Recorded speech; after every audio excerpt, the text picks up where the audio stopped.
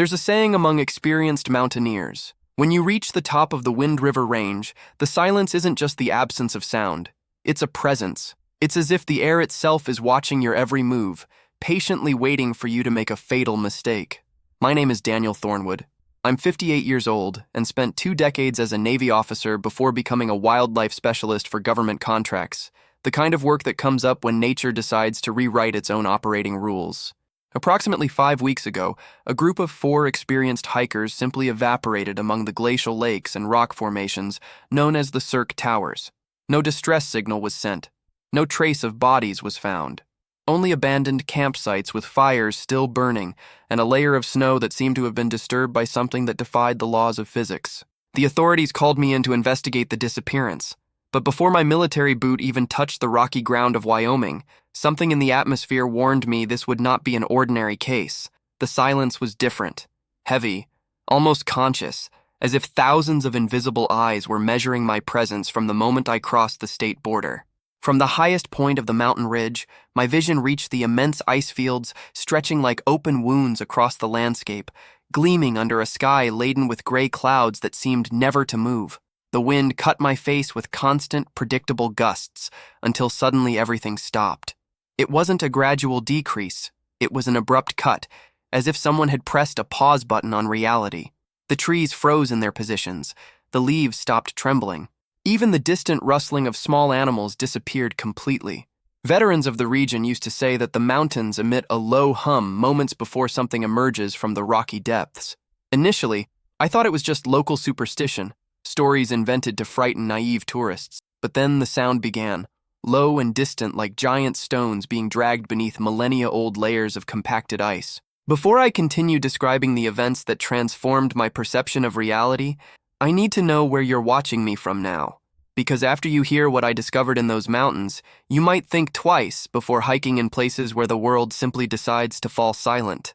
The oldest residents repeated that the mountain range emits specific vibrations before the creature emerges from its hiding place. I thought it was regional folklore until the moment the hum itself responded to my presence. The flight to the small town of Lander was a traumatic experience from the start.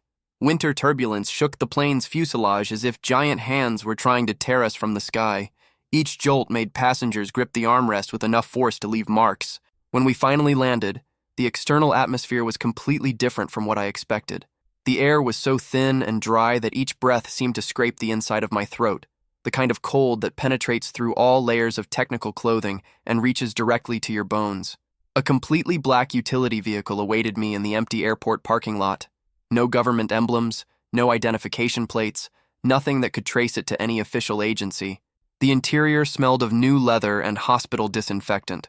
On the back seat was only a sealed envelope containing handwritten GPS coordinates and a short note: Geological Survey Outpost, South 5th Street. The building appeared ordinary when viewed from the outside, just another grayish brick construction with satellite dishes pointed toward the mountain formations to the north. But the moment I crossed the threshold of the entrance door, I realized something was profoundly wrong.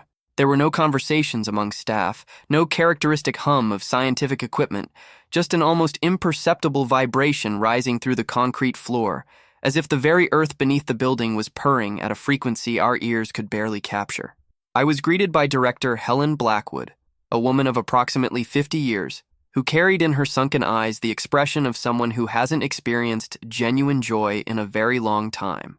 No protocol handshake, no cordial greeting, just a dry nod of the head toward the metal table in the center of the sterile room. A thick folder rested on the cold surface, stamped in red ink with the words, Incident W52. She slid the dossier in my direction with a mechanical movement that seemed to have been repeated countless times. 6 confirmed disappearances. Her voice was low and controlled, almost a whisper, all concentrated in a radius of 25 kilometers around Fremont Peak, Temple Pass, and the lower basin. I opened the folder carefully.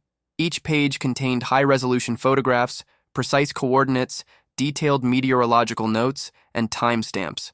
Campfires frozen at the exact moment they were burning. Climbing equipment still sealed in their backpacks. Everything preserved as if time had simply stopped. The last photograph made me pause for long seconds.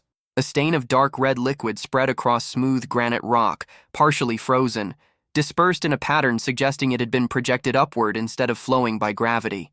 Blackwood spoke again, breaking my trance. This blood dispersion pattern doesn't correspond to any known type of human arterial injury. It also doesn't resemble wild predator attacks.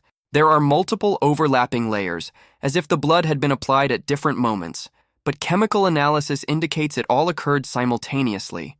I asked about the specific composition of the biological material found. She hesitated for a moment too long before turning the next page. Another image appeared, showing boot prints forming concentric circles around the incident site, then simply disappearing in the middle of a rocky slope.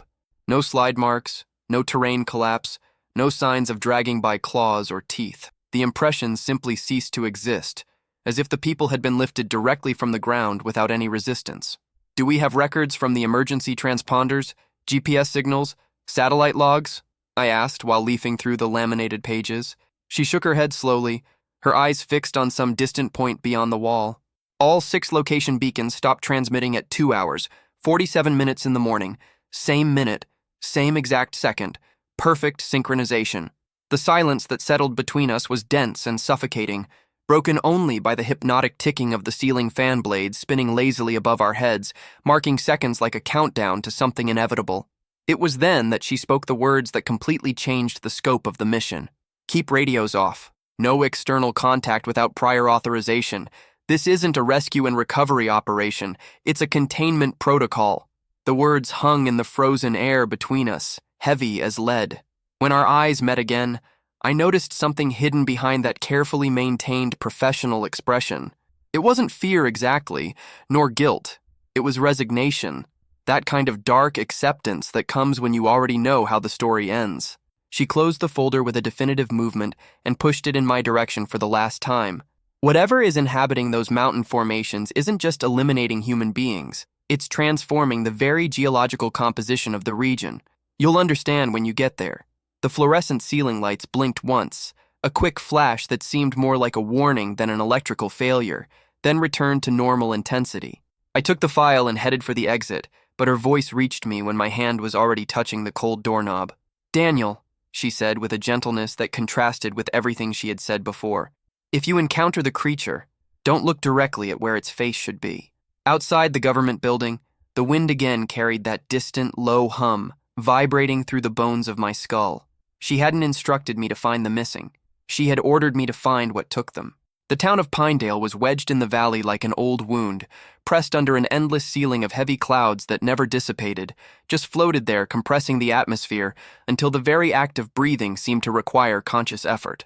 The forest ranger station stood isolated at the end of a road obstructed by accumulated snow, half buried in ice banks, half forgotten by civilization.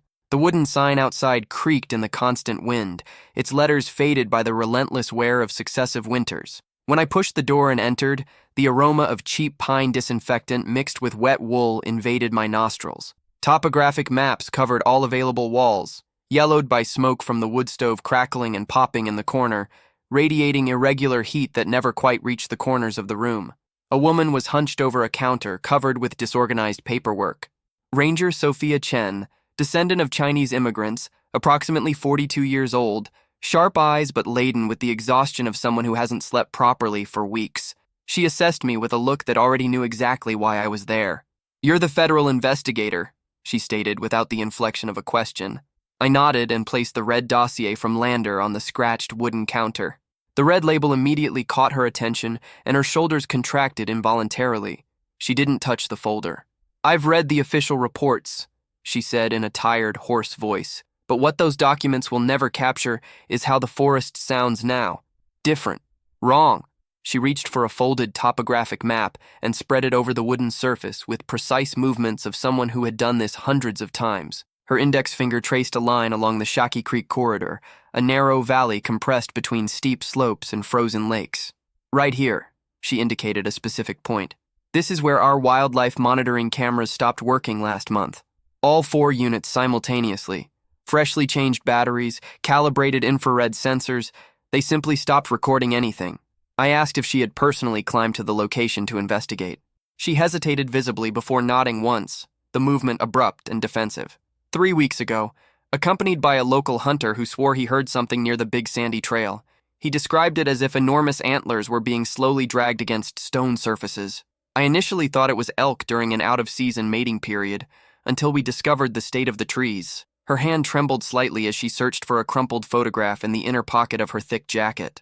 The image showed a grove of aspens, their trunks marked with deep grooves that completely penetrated the bark in vertical lines impossible to be natural. Too high for any terrestrial animal to reach, too deep to be caused by normal friction. The wood around each mark was polished to a shine, as if something extremely hard and smooth had been slowly dragged across the surface with controlled pressure. "The deer don't run in that region anymore," she whispered, looking through the fogged window. "And when prey abandon a territory, predators naturally follow, unless the forest no longer belongs to either of them." Outside, the wind had ceased completely in an abrupt manner. The silence pressed against the window panes like something alive trying to enter. I asked what her personal theory was about what was happening in the mountains. She carefully folded the photograph back into her coat and fixed her gaze on the snowy fields visible through the dirty window. "My grandmother used to tell stories about spiritual entities that use bones to hide their true faces. I never believed those old legends, but this," she gestured vaguely at the stained map, "this seems like something trying to wear the earth itself as if it were skin." The wood stove exploded with a sharp, sudden crack that made us both flinch. The echo reverberated for much longer than the laws of acoustics would allow. As I organized my equipment to depart, she followed me to the entrance door. Her breath emerged in small, condensed clouds. "If you go up there, don't use your radio communicator," she warned with urgency contained in her voice. "That only makes the creature locate you more quickly." The words floated in the frozen air between us, impossible to ignore. I turned one last time before leaving. She remained standing in the doorway, her silhouette framed by the pale light leaking from inside, watching the tree line as if expecting them to move at any moment. If the birds don't return in spring, it's because something different has taken their place. I left Pinedale well before dawn. The world was still trapped in that liminal state between sleep and wakefulness, a diffuse blue glow spreading across the valley like diluted ink in water. Ice crystals covered the windshield in complex fractal patterns, and each exhalation inside the vehicle cabin transformed into heavy white mist that took a while to dissipate. The road progressively narrowed as I advanced northward, walls of snow closing in on both sides until I felt as if I were driving through a tunnel carved into winter itself. When I finally reached the starting point of the Southwind River Trail, the sun had not yet surpassed the distant peaks. Light bled slowly through the snowfields, weak and hesitant, as if afraid to awaken the sleeping mountains. The silence there was absolute and oppressive. No wind gust, no morning birdsong, not even the soft cracking of tree branches adjusting to the intense cold. I loaded my tactical backpack and began the hike toward Chucky Basin. The trail plunged through a subalpine forest where trees grew tall and compact, their trunks blackened with layers of ice that seemed thousands of years old. Each step sank into the snow with a muffled, unnatural sound. Even that noise seemed to be absorbed instantly, dampened by something invisible and comprehensive. The deeper I penetrated the forest, the more the silence intensified and pressed against my eardrums. It wasn't the peaceful quiet of untouched nature. It was more like walking through air that actively didn't want your presence there, that rejected you at a molecular level. Approximately a mile and a half into the forest, I noticed the snow had changed its appearance.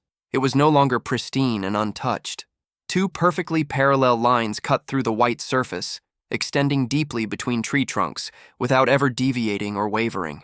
They looked like sled tracks at first glance, but there were no boot prints beside them, no animal trail, zero indications that any living being had pulled or pushed anything. I crouched beside the marks to examine them more closely. The edges were incredibly sharp and precise, clearly freshly made. When I removed my glove and touched the compacted snow, it was cold and strangely smooth, almost vitrified, as if something extremely heavy had slid over it without generating any detectable friction. I followed the lines for approximately 40 meters before they ended abruptly beside an exposed granite outcrop. The odor hit my olfactory system first, faint but unmistakably wrong, metallic like rusted iron heated by fresh blood. On the rock surface, thin red streaks infiltrated through microscopic fissures in the mineral, frozen mid-flow, as if something had bled upward, defying gravity instead of flowing normally. I leaned closer for analysis. The layer of ice around the stains shimmered with an iridescent oily gleam that refracted light impossibly. For a fleeting moment, I thought I heard a low creak behind me, perhaps a branch moving under the weight of snow.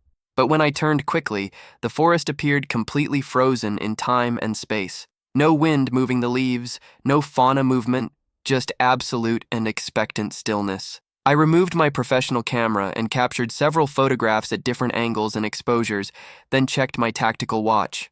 9 hours and 17 minutes. I tried to establish radio contact with base, but the line only hissed with white static. I tried again on different frequencies, complete silence except for the hiss. It was at that moment I realized even my own breathing sounded louder than it should, echoing subtly against the surrounding tree trunks as if the entire forest were a resonance chamber. I remained completely still and forced myself to just listen. Somewhere distant, the snow broke with a single dry, loud snap. A sharp, crystalline pop, instantly followed by silence again. I continued following the trail for another 10 or 15 feet. The two lines ran perfectly straight without the slightest variation, then ended in completely open air. No dispersion pattern, no impact explosion, no collapse of snow where weight should have sunk the terrain.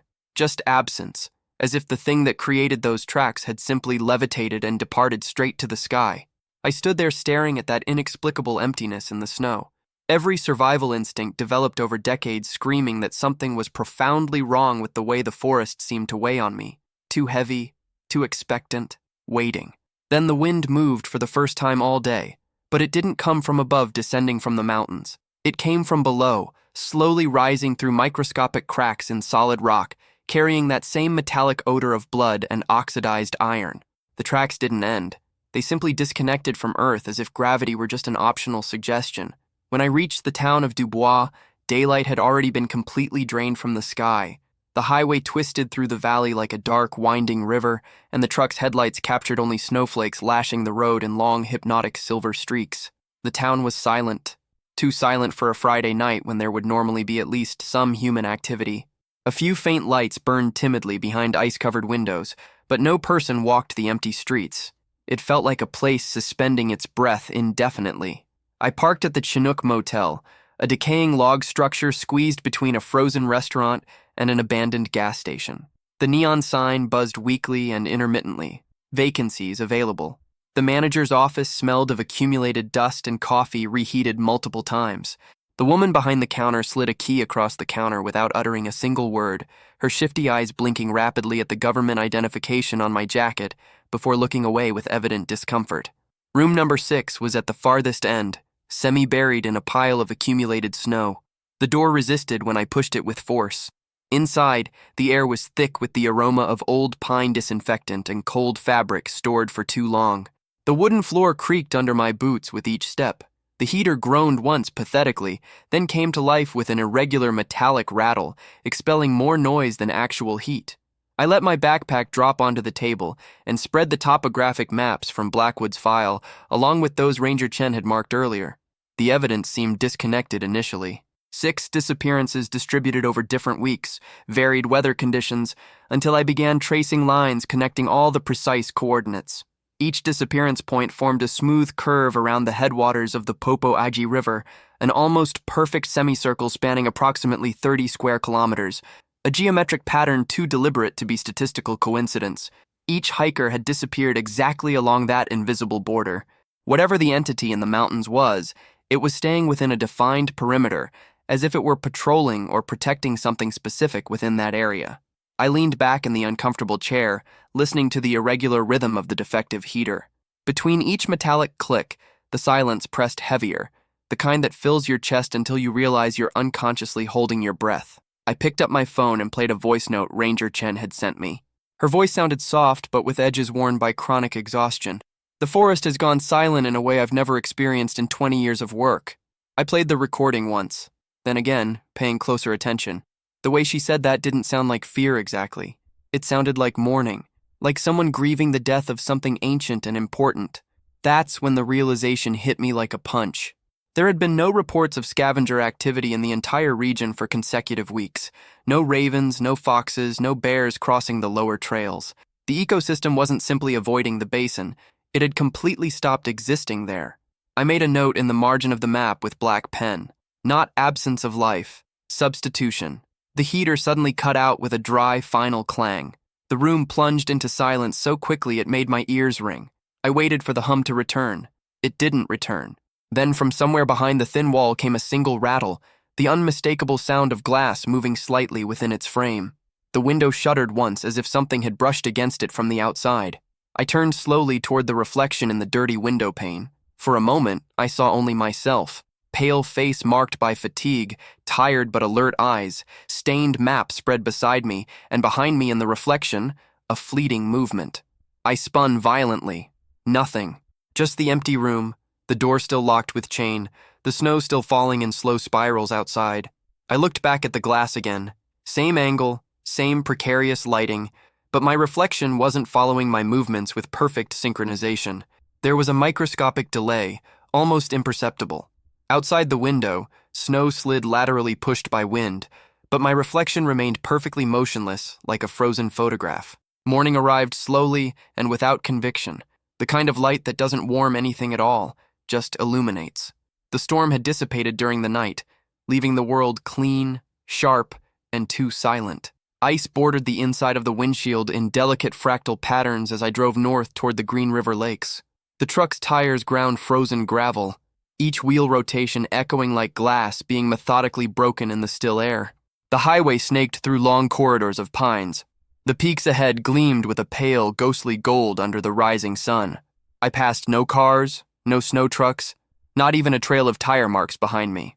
For 80 complete kilometers, I was the only movement in a landscape that seemed sculpted directly from primordial ice. When I reached the lake shore, the air was so clean and transparent it felt hollow and artificial.